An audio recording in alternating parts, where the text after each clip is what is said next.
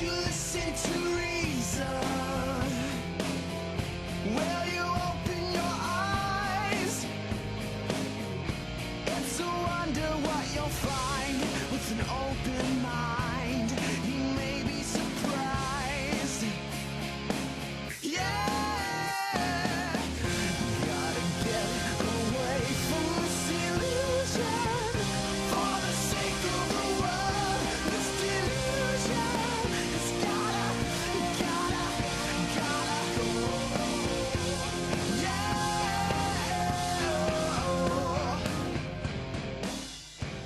Hey everybody, we're live. Happy New Year. It's January 6, 2013. I'm Matt Dillahunty. Joining me this week, Tracy Harris. Hello. Yay. And I've been sick for 2 days, so I apologize if I sound all clogged up and stuff, but I've got lots of Sudafed to kind of hop me up for the rest of the show.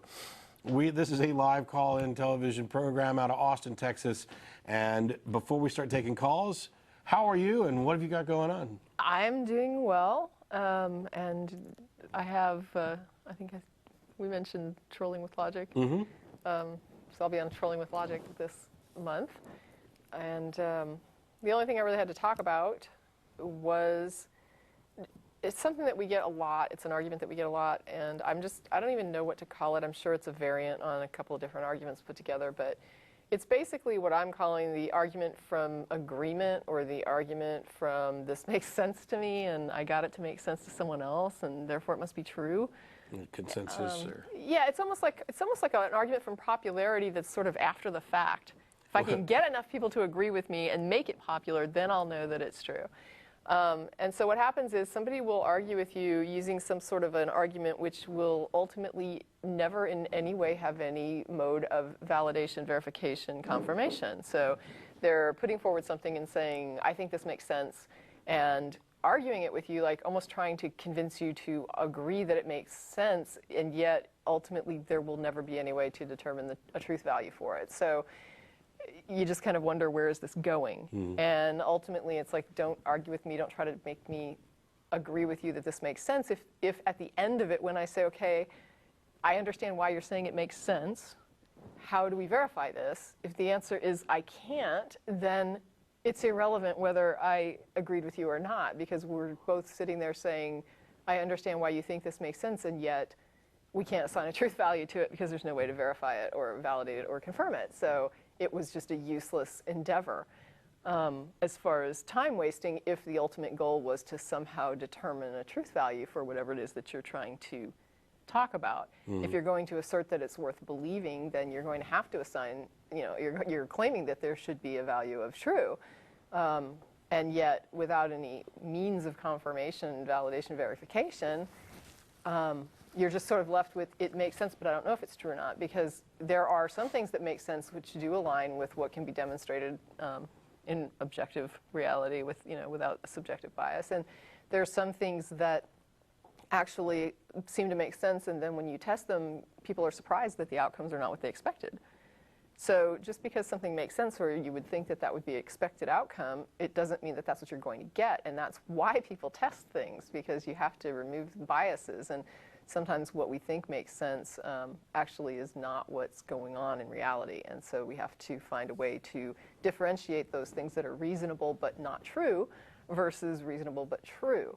And just because it makes sense to us is not really going quite far enough to assign a value of true to it.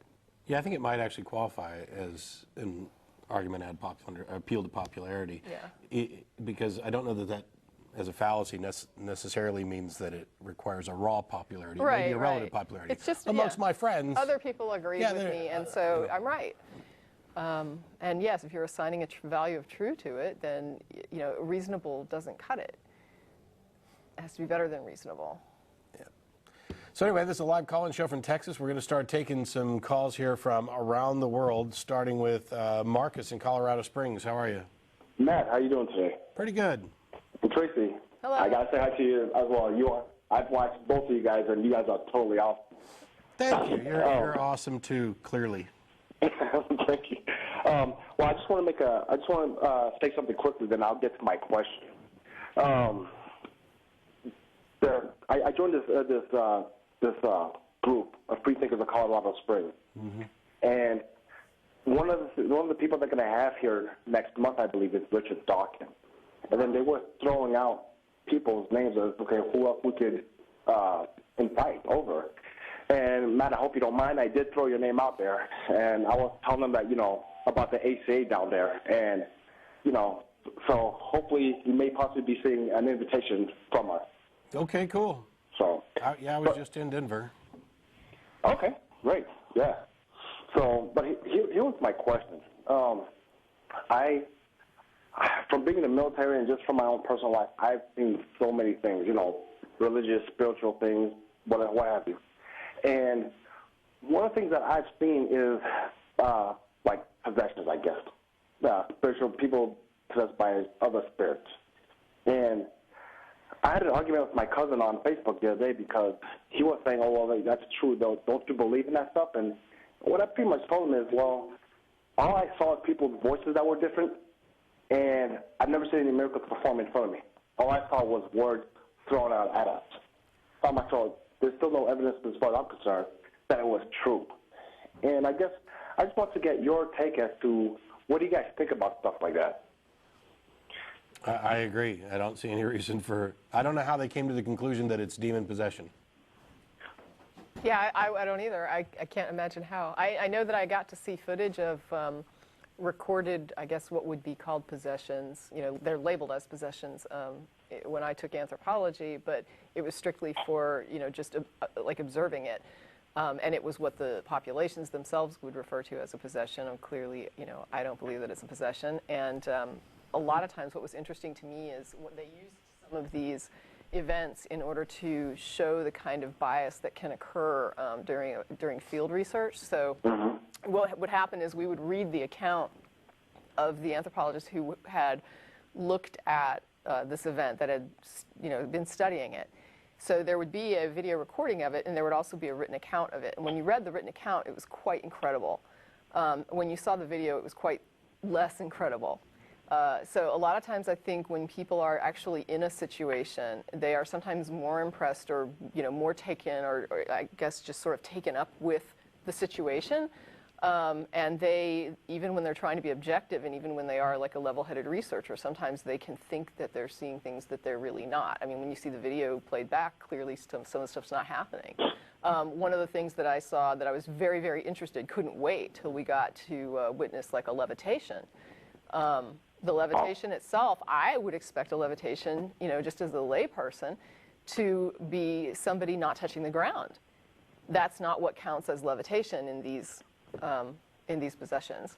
The levitations are merely contortions where, a lot of the body mass is off the ground. But it's certainly not something that's impossible. It's just something that's a contortion. And when you see it, it's not what you expect. So when you read these accounts and you see things like somebody recording that someone levitated, I can see how people reading it would think someone floated above the ground, sort of like what you see in The Exorcist. But that is not what's being described. And so I think sometimes people get misled by what's recorded and what is maybe put into literature on these things that isn't really what's occurring. And from a strictly skeptical standpoint, you've got two different things. You've got the event or the phenomena, and then the explanation for the phenomena. And so we've witnessed something or we've had a report of something, and now we need to find out what the explanation is. And inevitably what you find is that when they're talking about, for example, demon possession, they are just asserting an explanation. They're not demonstrating it. They're not providing any evidence. There's no reason to think that, oh, well, wait a minute, what's your justification for calling this possession at all?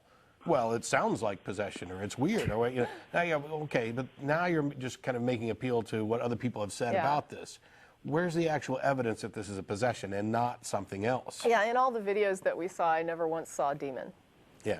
Yeah. Well, I mean, in my situation, what it is I don't know if you guys I don't know if any of you are familiar with like Haitian culture, and because I am a Haitian. Oh, okay. And it was, I don't know precisely they call it demon, but they call it at least spiritual possessions. You see the person, all of a sudden their voice changes, and they're talking. Mm-hmm. Sure. And so I mean, I grew up actually seeing that in my own family. Yeah. And so that's the thing my cousin was arguing with me about. Say, well, don't you don't believe that stuff? You saw it and everything.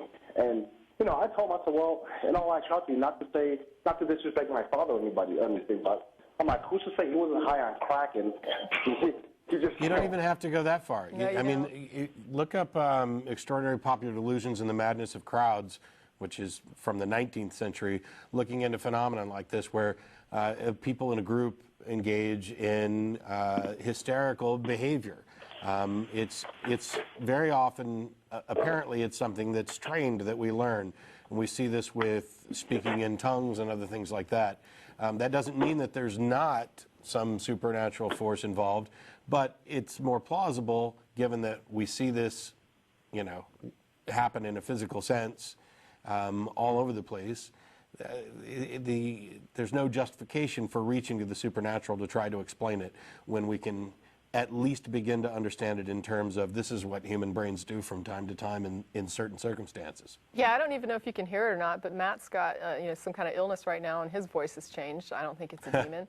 I had the same thing actually a couple weeks ago, or something similar. Demon. And yeah, I had a severe voice change, and you know, no demon as far as I'm aware. It was just flu or something, but. No, I mean, that makes sense. Anyway, thanks a lot for calling in, Marcus. Okay. We appreciate it. Thank you. Have a good day. All right, you too now. Bye. All right. We've got Shane in Phoenix. How are you? Hey, Matt. Hey, Tracy. Hello. Thanks for having me on. Sure. Well, I was calling because I have checked your guys' previous atheist videos, and I was looking for a good debate Atheist Experience I had with maybe some theistic callers on morality, but I hadn't seen any. So then I looked at Matt's lectures on morality, and I still, I guess, leave not satisfied, I guess is the word. Okay. Because you haven't I hear your view of secular morality, and I was happy with that, hearing what you view on it.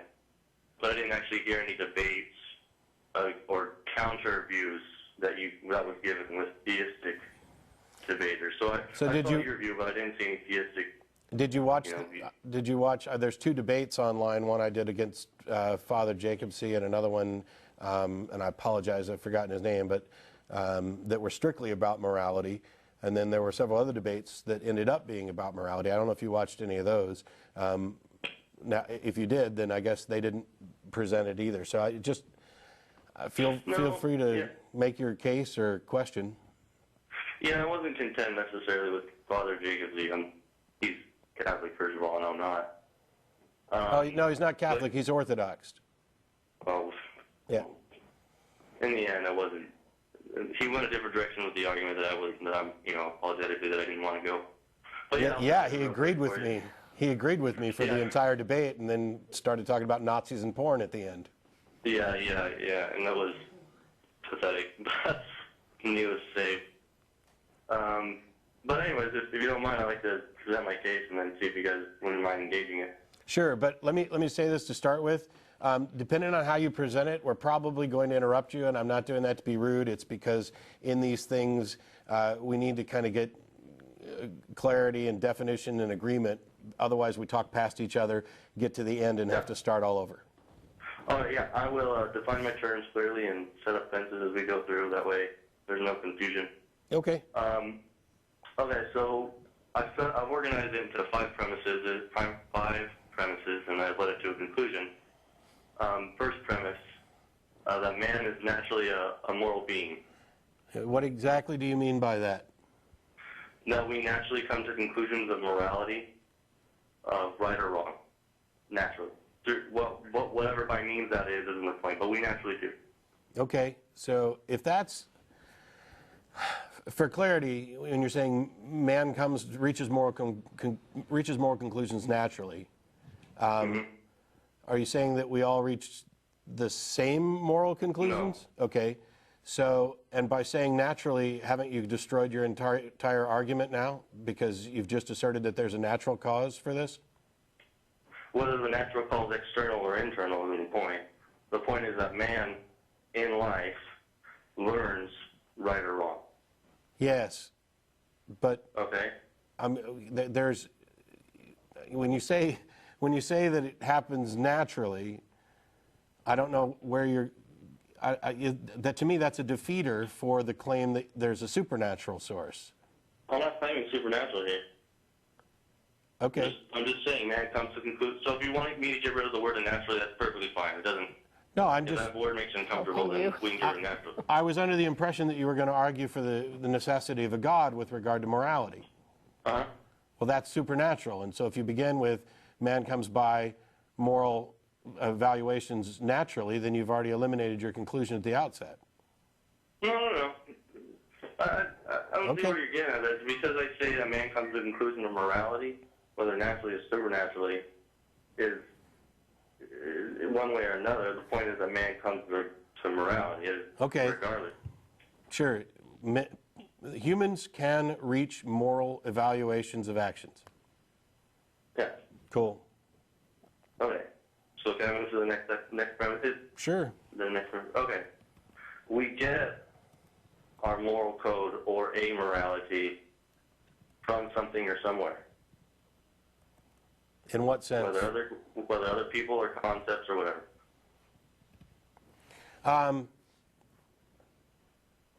Well, I don't know that I necessarily agree with that. Okay. Because I don't know. Moral, you're moral, I'm moral. Well, what you seem to be implying is that we learn this and that our entire moral sense is external, or derived from something external. And while I agree that we do learn things and that's the bulk of it, it's entirely possible that we may have an innate sense of fairness, for example, that we don't actually learn. Well, I guess we would have to learn it. Well, no, you have there's an innate sense of fairness, but what is fair is what you would learn Yeah. culturally.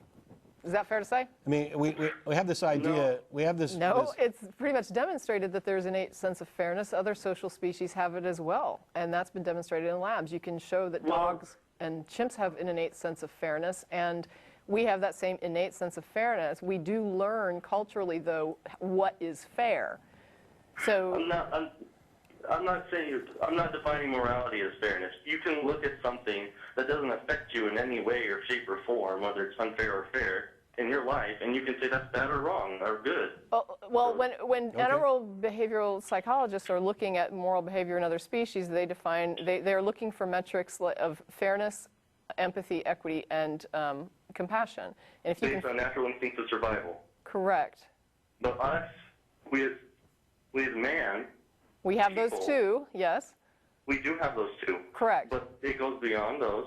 Yes. Well, There are times when you're- we have a culture that sets a framework for that. So in other words, a dog has this sense of socialization and fairness, and you can train the dog. So a dog, for example, in a pack, a wild pack, would have these very visible, like, survival things that are happening that it uses that for.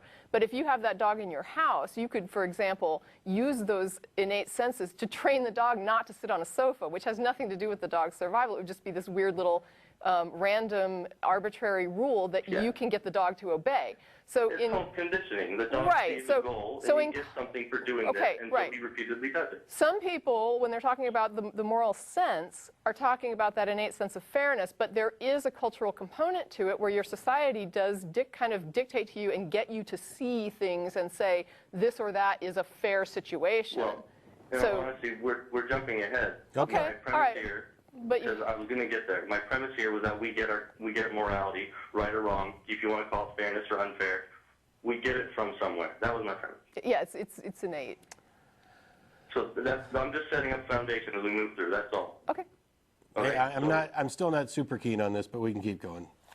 I think that the biggest problem I have is that there's some slop in the language, this implication that we get it from somewhere, as if there's some kind of code delivered to us, rather than this is the natural process of understanding actions and consequences. Well, if you want to argue that we get it externally and it's not some natural code built into our gene, then you have to prove that.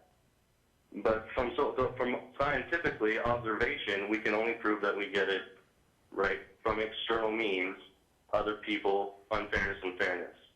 But that's all I'm trying to do. I'm trying to use. So, anyways, it's okay. We move through. Sure. All right. So, premise 3: atheism does not promote a moral Yeah, that's So irrelevant. promote any, one way or another. I don't know why that's a premise. It's irrelevant. Atheism doesn't purport to So it's have a moral correct. code. It's nothing. It's Doesn't promote a moral code. utterly You're correct. irrelevant. Right, it's just their defense, because I've encountered people who disagree, but whatever. Okay. Yeah, we have two probably. Yeah. Okay, so premise 4. This is the one we're going to stop at. It's also premise 5. I know you guys want to argue this one most. Premise 4 is that evolution, and I want to define my term evolution, natural selection, adaptation, and for everything from there of microevolution, does or promotes no morality, or better, relative morality. I'm kind of at the point where I'm back to that original confusion because it produces that sense of fairness, but at the same time, it is the external environment that dictates to the thing that can determine fairness, Right. what is fair. So Right. the actual rule would be a social thing, but the sense of fairness would be an evolved trait, and that's demonstrably correct. Right, well, depending Okay. where you're at in the world. If we're talking about the external rules, then I would say, that's mainly probably going to be determined by survival, and in social species you're going to see a moral development, but it will be varied depending on where you're at and what group you're looking at. I was going to say, depending on the external environment, Sure. the creature we will develop different codes, different places. Sure. My point still is here that we're naturally moral beings, and we get it. But still, though, you're talking about just moral valuations, moral assessments, opinions, and saying that they can vary. Sure. Which is And- true. which is- I'm sorry, say that again? You're talking about moral evaluations and moral opinions, and that they can vary based on the situation. Fine. Correct. We agree, I think.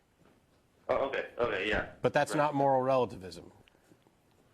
Well, people disagree across the world what's right or wrong. But that doesn't mean that they're all equivalently correct or wrong. There's a difference between situational morality and moral relativism. Moral relativism is the idea that your culture necessarily defines what is or isn't moral, and that if a culture says, for example, slavery is moral, then that makes it so, and that's a position that I absolutely reject. It would have to align with the moral metrics. It would have to align with fairness, equity, empathy, compassion. If it doesn't, then you may be saying that you're going to do it, but you don't have really a moral case for it. Yeah, basically claiming something is moral and getting some people to You agree can still with do you it, and you doesn't can mean still that say it you're is. going to do it, and no one's going to stop you, and you could even say that you think you have some right to do it, but if you're throwing fairness, equity, empathy, compassion to the wind, then it wouldn't be a moral evaluation, it would be an evaluation of something else. Like a... So, you keep using this with fairness, with morality. I mean, Yeah. people do things that you deem unfair all the time, and they think it is fair. Well, I don't want well, hang on. There's a slight error here, and saying fairness is not the only criteria, and saying that something is unfair doesn't necessarily mean that we think it's immoral. Correct. Well, I kept hearing fair, so. Well, yeah, sure. Well, I had a little list, but... I mean, morality is essentially about well-being, and she had a list of things that we use as evaluations for well-being. But just because something is unfair doesn't necessarily make it immoral. It's not the sole criteria. Otherwise, we wouldn't Okay, use, well, we do wouldn't you use the think- word moral. We'd just say fair. Do you think taking away someone's freedom of speech is fair or unfair? I don't think that's enough information to reach a conclusion Yeah, I don't either. about whether it's fair or whether it's moral. Well, no, so you don't think telling someone that they can't do something is wrong or right? All right, well, when you say taking away somebody's, let's say, free speech right, what do you mean? Freedom of speech, man. The amendment.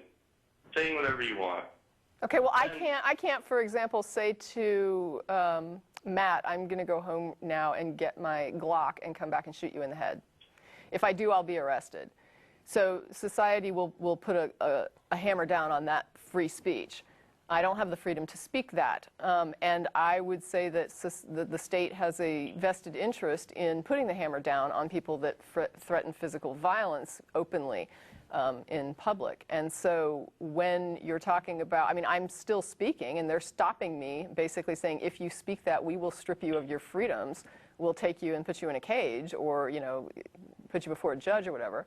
So in that mode, I think I would support them telling me that I can't go around threatening people in that way. And additionally, I'm a huge proponent of free speech, but free speech, First Amendment, by the way, doesn't mean that you get to say whatever you want, whenever you want, whenever. For example, you don't have free speech rights in my house or on my Facebook page. I have absolute control over who gets to say what, because those are domains that I control. This is about what you can say in the public spectrum.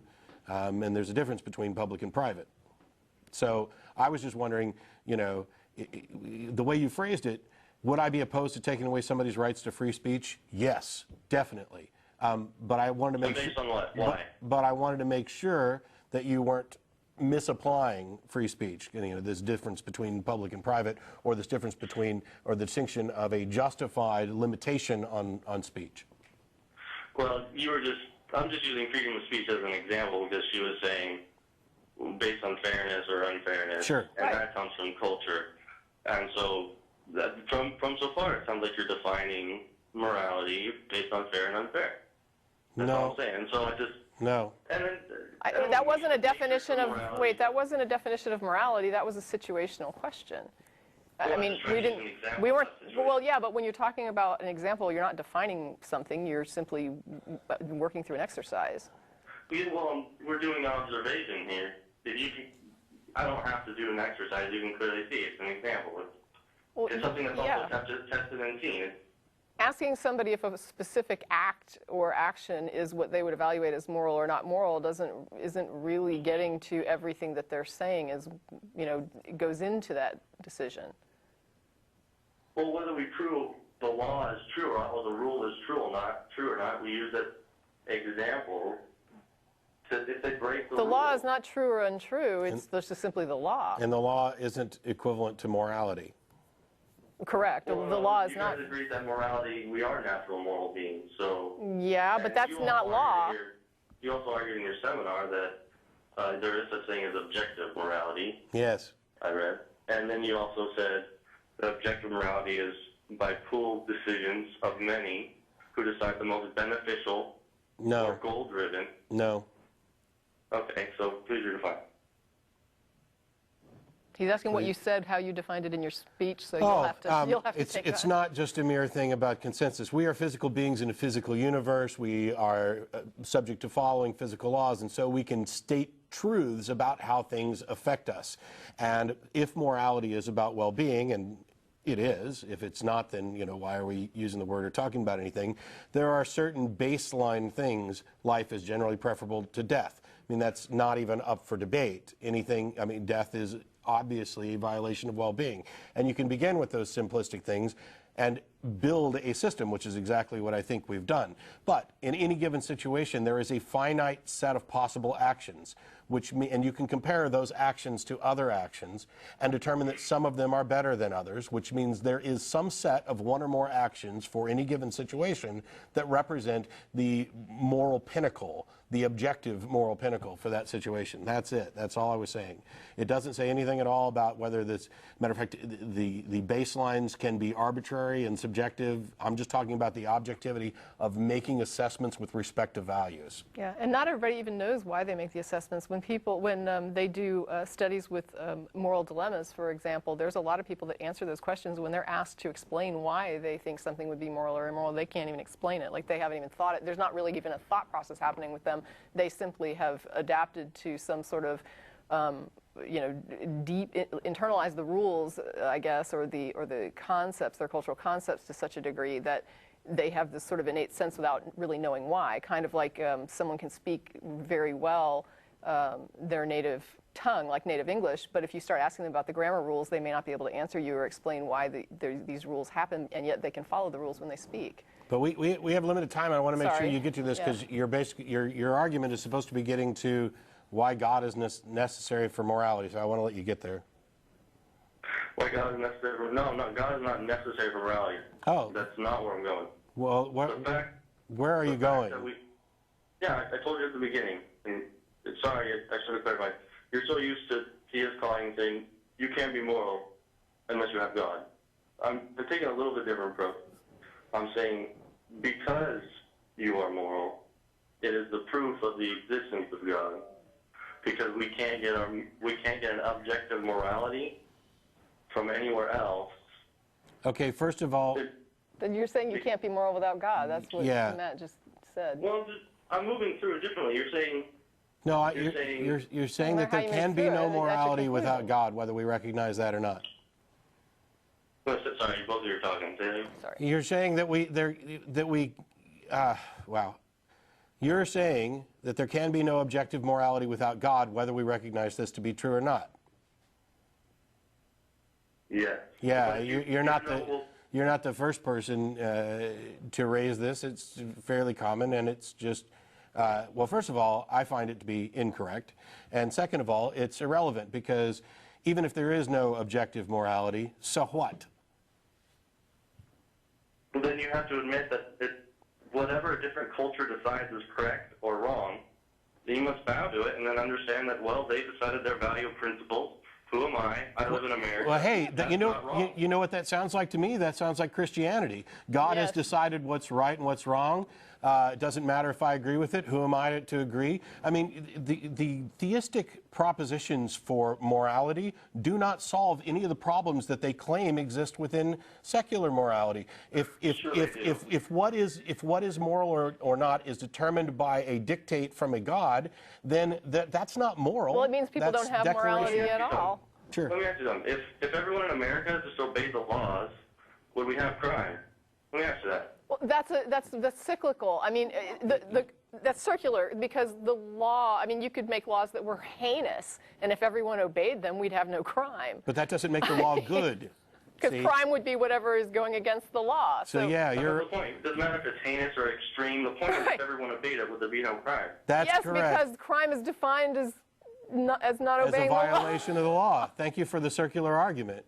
But moral and immoral is not, you're making a transition here, and basically you're implying that something's moral just because God says so. So if God says that it's moral to kill your kid, is that right? And I'm saying that morality is more than just what any individual, God or not, dictates. That morality is necessarily about the well-being of thinking creatures, and that it is bound by the physical laws of the universe that we inhabit. Yeah, because of cause and effect. If you don't even think about it, if you're not evaluating. By the creatures, then when you look at other creatures who do things you disagree with, well, who are you to say that you disagree with them? Because you can still make more reasonable arguments about what is best. Based on what? Based on the things that Matt was talking about earlier. Reason, evidence, and empathy. That's goal-driven most beneficial means. Reason? No, it's not. It's not simple consequentialism. No, it's not simple. It's not simple. Most beneficial. It's about reason, evidence, and empathy. It's about analyzing the consequences of actions with respect to, yes, goals, but also we can. I don't know why this is so difficult. We can evaluate whether or not something is better or worse than another action. We do it all the time, and the fact that we don't necessarily have one absolute best action doesn't mean that there isn't one, and doesn't mean that all answers are equivalent. And so even if there was no final objective standard, even though I think that's true within the bounds of situational ethics, that doesn't mean that all answers are equivalent. The culture that says that it's okay to mutilate the genitals of their daughters are just wrong. They don't just become right just because they say so. They're wrong because what they're doing is demonstrably harmful.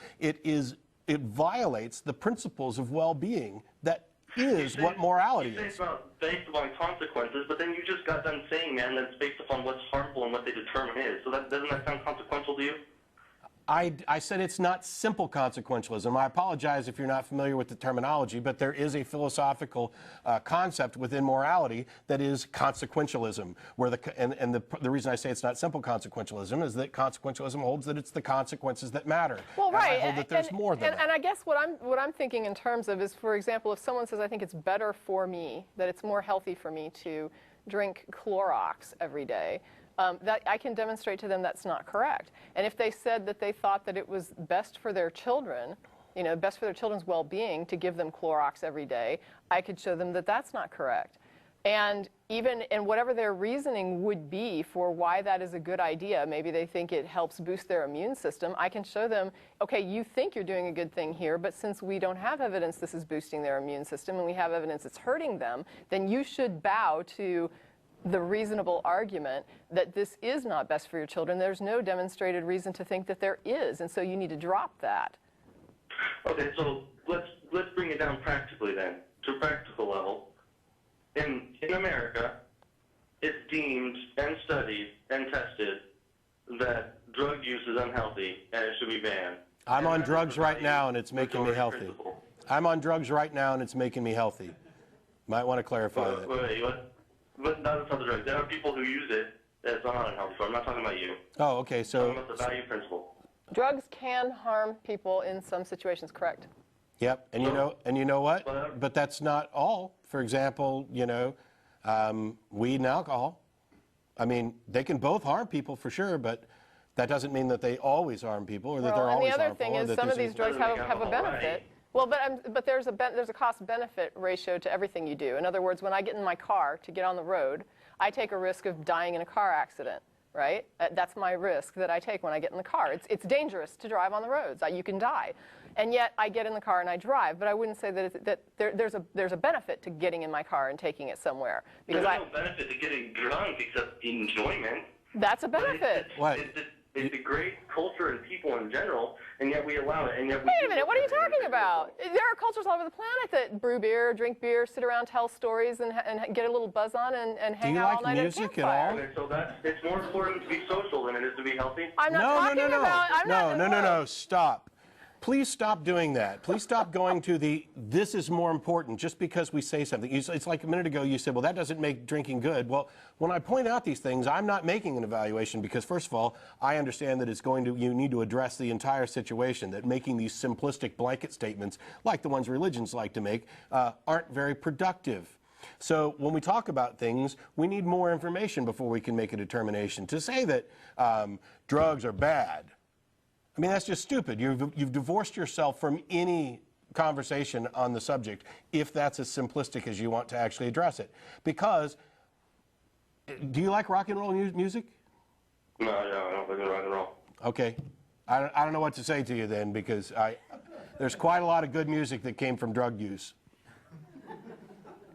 There just is. And also, but it's relevant in the sense that people derived pleasure from it, right. And that doesn't mean that their pleasure necessarily overrides all these other factors. You have to do, as Tracy was pointing out, a cost-benefit analysis and figure out, is this predominantly good? Is it predominantly bad? Is it neutral? Is it undecided? Which is a valid position. Weigh it. Do the negatives or the positives outweigh the negatives? That's what you're saying. No, it's not. Well, first of all, it's not just about that simple thing in determining because you've got agency. What if someone walks up to me and says, because positive always, that's what it sounds like. Someone walks up and says, hey, look, I will give $100 million to this scientific organization to help cure AIDS. And this is practical, okay? That's what really matters. I mean, we talk philosophy, but you got to bring it practical. For $100 million to help cure AIDS, if you go to this country that's in the middle of nowhere and you kill this guy, $100 million, I'll give it to help cure it. Yeah, so you're putting forward a moral dilemma, and there are a billion of these. And the fact is, some people will do this and say that this is what they would do, and there's some people that do this and they say this, I wouldn't do it, it would be immoral. We already agreed early on that different people come to different conclusions with moral evaluations. So this isn't something to... relativity. It's not relativity. I'm sorry, but you don't understand, because what we're saying here is that we may not be able to tell at this moment which answer is in fact morally correct, but that doesn't mean that there isn't a morally correct answer. And it doesn't mean that just because we don't know the best moral position that we cannot determine which ones are worse. Right, and I would add that if you're simply going through a list of dictates and saying, I just do what I'm dictated to do by this dictator, then you're not even exercising a morality. Yeah. That's a system where morality doesn't even exist. Yeah, it's not moral. Matt, by saying you don't know, and then right after telling people that this is the moral code that we should uphold, you're being contradicting. Because that's First of You all, didn't put forward a moral code to uphold. I didn't say that I didn't know, and then immediately. Would you stop and let me finish? First of all, I didn't say I don't know, and then immediately state that there's a moral code that we should be living by. Okay. So why did you just say that I did? You guys come to conclusion. Why did you just say that I said that when I didn't? Because a little while ago, you said we have these moral principles we abide by based upon the matrix of morality. There's negative to hell, positive to hell, and socialistic, and it can go. I don't recall mentioning hell, I don't either. and I certainly haven't mentioned moral code. And I was thinking moral principles. I don't think he's, depending on what you're I'm trying to pull calling together it. everything you guys are saying. Yeah, you're throwing pulling a lot of together reasons you guys bullshit come and to accusing me. conclusion. You're pulling together bullshit and accusing me of saying something. You portrayed this as if I said I don't know, and then immediately asserted that I did, and called me a hypocrite for doing it. When that's not what I did at all. Now, you did say previously, before I brought that up, that we don't know what the best objective morality is, but we can keep discerning what it is. But until you find the best one, the reality is you don't know it. You admitted to that. We're going to keep looking. But until then, from what we do know, we'll find that one is the best one. Wait, So what's- it sounds just relative until you- No. First of all, I said I didn't know with regard to a particular situation. There's a number of situations that we don't know. That doesn't mean we don't know in every situation. And second of all, I'm going to give you one last chance to explain why you just accused me of saying something and called me a hypocrite when I did not.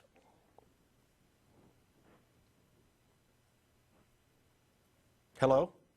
No, sorry, I'm here. I want to pick my words carefully. I don't want to offend you. Well, it's not a matter of offense. It's a matter of we're trying to have a conversation here, and I know that perhaps that's what you thought you heard, but it's not what I said. I didn't say we don't know and then immediately say we have a moral code. As a matter of fact, I haven't advocated a moral code or a complete moral code in any sense. And so yet you're hearing this. I did hear you say we don't know what the best objective moral standard is. But I find No. that To a you particular personally, What I and said what is there was are about to say. situations in which we may not know what the best answer is. That doesn't mean there aren't situations where we don't know, or where we do know.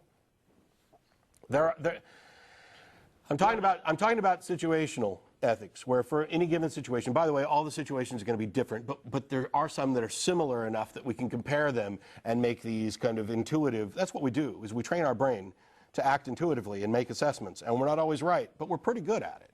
You know, we're good enough at it that we've come up with general rules.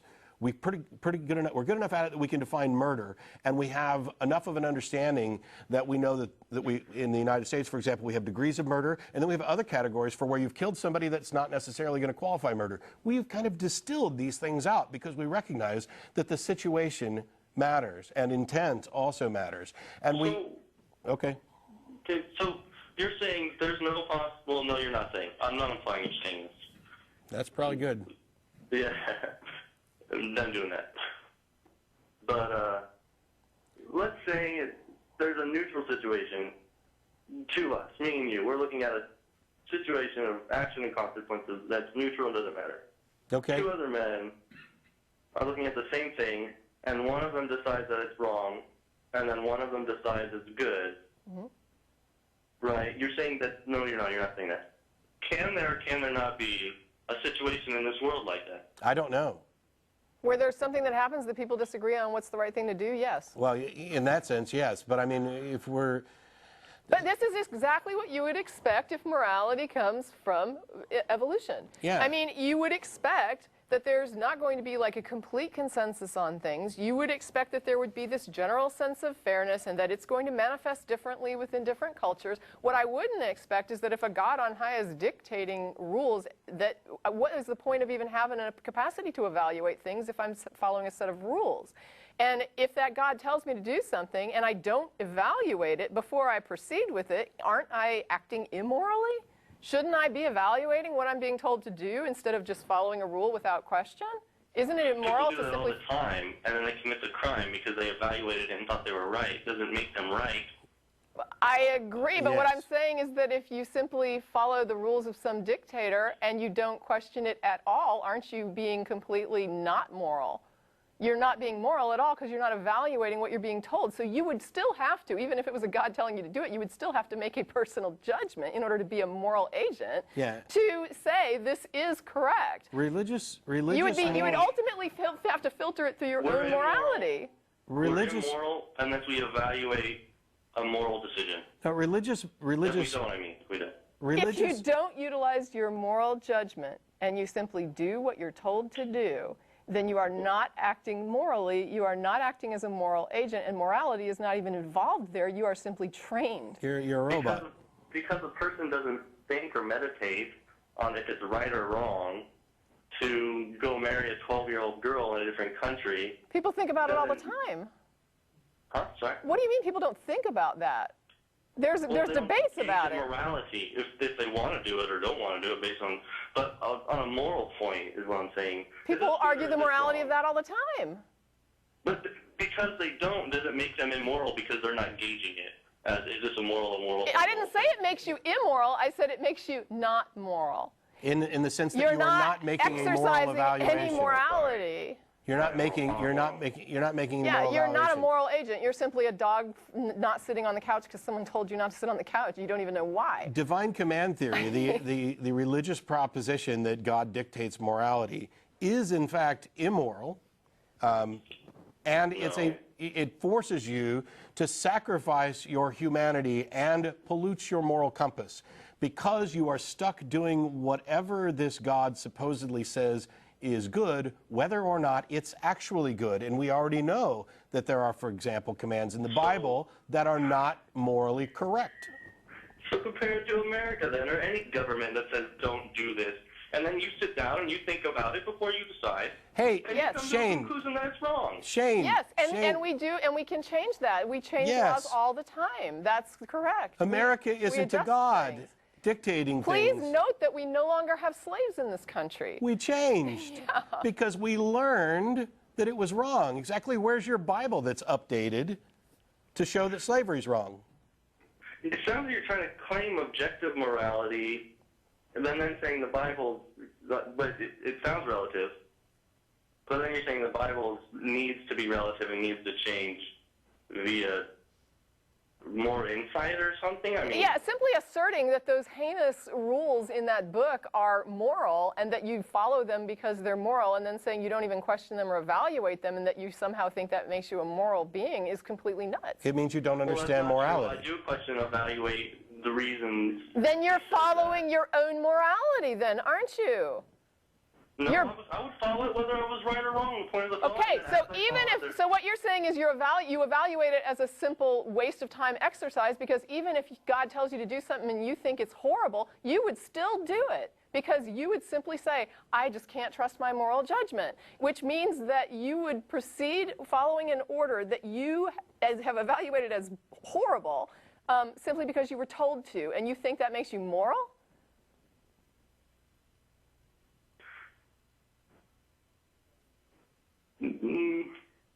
Hold on. You think it's evil, but you're going to do it because somebody told you and you don't understand why they're telling you to do it, but you just trust it's good even though everything in your being says this is the wrong thing to do. And you're saying that's a moral action. Because, first of all, because I say it's wrong does not make it wrong. Let's make Correct, that clear. but it makes it in your head, you only understand it as wrong. You can't see how it wouldn't be wrong, but you're doing it anyway, which means that you are basically saying, I'm throwing my moral compass out the window, my morality out the window, and just following an order. It could be wrong, too. It could be, but it's the only compass you have. And what you're saying... True. What do you mean? The moral compass I have is, by the way, according to the Bible, which you're trying to discredit, I know that's where you're going, is depraved and lost and it's full of sin and evil. There's no way it could understand good in the first place. So then why do you evaluate these rules from God that you just told me earlier I do think about? Why do you even think about it if you know that your thoughts are corrupted and can't be trusted? Why even bother wasting an ounce of energy trying to decide if your actions are good or bad when you're simply going to follow orders in an unthinking fashion in the end? And why do you believe? You don't understand Christianity. The whole reason I do. Understand the morality. I understand it. I understand that it's basically telling people to throw their morality out the freaking window and follow orders. And why do you believe? Wrong. And you're No, it's not wrong. saying that we're throwing morality out the window. You are. Wait. Did you say it's because she was brought up wrong? I don't think that's what Yeah, you whatever said. Christianity she learned about isn't Christianity. The whole reason we can gauge. We were the wrong type of Christians. It doesn't matter because whatever Christianity I was raised in is irrelevant because you've already admitted that this is what the Christianity you believe in says. You basically said that you would throw your moral opinions out the window, that if something seemed just completely vile and evil to you, if God told you to do it, you would do it anyway because you do not trust yourself, which means that you are saying that people, although they are moral agents, it's an irrelevancy because they need to not use their morality. And they need to not morally evaluate anything. They need to just do what they're told and not think about it and throw their morality out the window. That is exactly what you said. And what's Shane,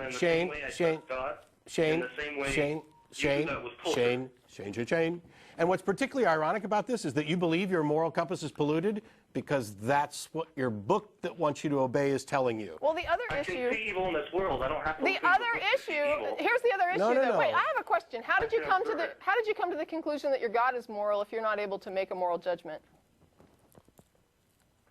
Restate that question. You think that your God is more moral than you, and if you can't trust your moral judgment, how do you know this God is moral?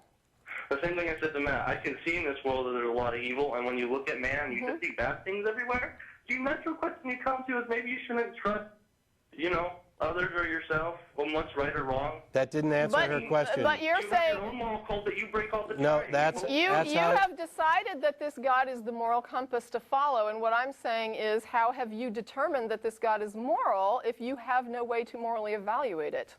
Hey, listen, I can tell you this. He's definitely more moral than us. Have you looked at How do you know? You have no trustworthy morality. So how can you make an evaluation that it's more moral than us? What are you talking about? You said your morality is corrupted and not trustworthy. And now you're saying this God is more moral than us, and I'm saying how did you evaluate that since you have no trustworthy morality? When we do and say and think the same things that we say is good, that's also imprinted on the morality of God that's given to us. Then why do people all think different things are moral? And because of corruption, because of depravity, because no one. Can you trust your moral judgment? I trust God's moral judgment. Okay, then you made a judgment that this God is moral, and I'm wondering if you don't trust your moral judgment, how did you make that judgment? That's not a moral. That's an intellectual judgment. You're saying he's moral, so it is a moral judgment. How did you evaluate God as moral if your capacity to evaluate morality is not trustworthy? Okay, this is where it goes back before where I said you didn't understand Christianity. Shane. No. Shane. No, listen, you're not letting me finish. Shane, you're damn right I'm not. Shane, Christianity is irrelevant to this. It wouldn't matter if you were a Buddhist, a Hindu, a Muslim, or whatever making this claim. You have asserted that Correct. you have a corrupt moral compass, and then you have also asserted that you have made a valid moral determination about another entity. Those two statements are in direct conflict. A complete and corrupt moral compass until the supernatural moral entity decides to fix it. How do you know it's and gives fixed? you clear and foresight. How do you know it's fixed? It's Because not. Well, it's not fixed because you've already said that if God tells you to do something, even if you felt like it was wrong, you would still do it. So you've already said previously that you still, even as a Christian, you don't trust your moral judgment. Because. And I apologize, Shane, but go ahead. No, that's okay. You apologize for. Because we've almost completely run out of have a time. You've show. dominated the entire show to tell us how immoral you are. That's very funny. So you don't think you're immoral in any way? Let's put it down, please. You don't think you're immoral? I absolutely, You think it's evil? I absolutely think that I have done many things that are immoral. Immoral. So you admit that you're evil too. That's pretty much it. You admit by your own conscience. Well, I don't know that that's a necessary, accurate summation. The fact. Yes or no? You've done bad things that you've committed. This would be fun. Have I done bad things? Yes, I already said so. Okay, so by your own admission, you're a bad person. No. He's done good things. Does that make I've done him a good things. person? Yeah. Does that make me a good person? I mean, how many times do you have to do a bad thing to be a bad person? How many times I do you have don't to do know. a good thing to be a good person? You're the one coming up with this this kind of simplistic structure. So you tell me, how many bad things do I have to do versus how many good things in order for you to qualify me Well, as you a know good what or they bad say, person? screw one sheep, It sounds like right? you're dodging my question. No, well, You just asked me a question instead of answering mine, which was, you admitted you did a bad thing. hey, when did you stop beating your wife? Oh, you don't want you want to dodge that question? I'm pointing out that your question's stupid. It is ill-formed. It does not have enough information. The fact that, hey, have you ever done anything bad? Yes. Well, then that makes you a bad person. Does it? Does it really? Does doing something bad? Isn't there some sort of scale? I'm asking questions to follow up. Prove it, doesn't it? So don't accuse me of not answering your question when I answered it and asked a follow-up. If you're dishonest again, I'm just going to write you off as too damn immoral to even talk to. Well, we're almost at the end of the call anyway. I mean, we're at the end of the show. Are you making a joke there? You just got done saying that. I think it was tongue-in-cheek. I think you're more moral than your God, and you just haven't figured it out yet. Yeah, I think pretty much everybody is, but... So why is God so immoral? First of all, why is God so immoral? I don't know. Why don't you ask him?